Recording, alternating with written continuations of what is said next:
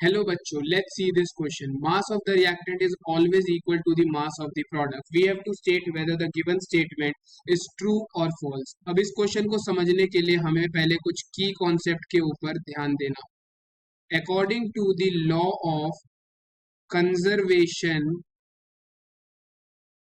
of mass, law of conservation of mass क्या कहता है? वो ये कहता है that mass can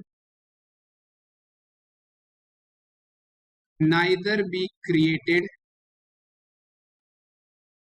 nor be destroyed in a chemical reaction.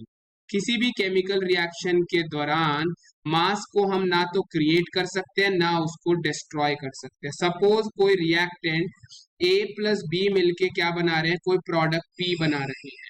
तो यहाँ पे जो हमारे पास mass of a plus mass of b होगा will be equal to the mass of the product. यानी जो भी मास हमने रिएक्टेंट का लिया वो सारे का सारा प्रोडक्ट में कन्वर्ट होगा.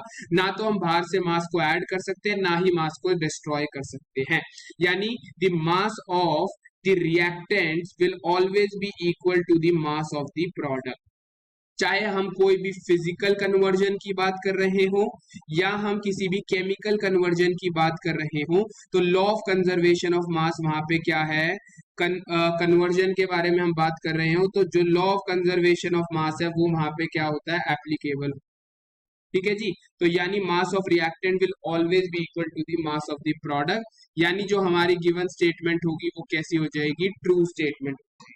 I hope you understood it well. All the best. Thank you.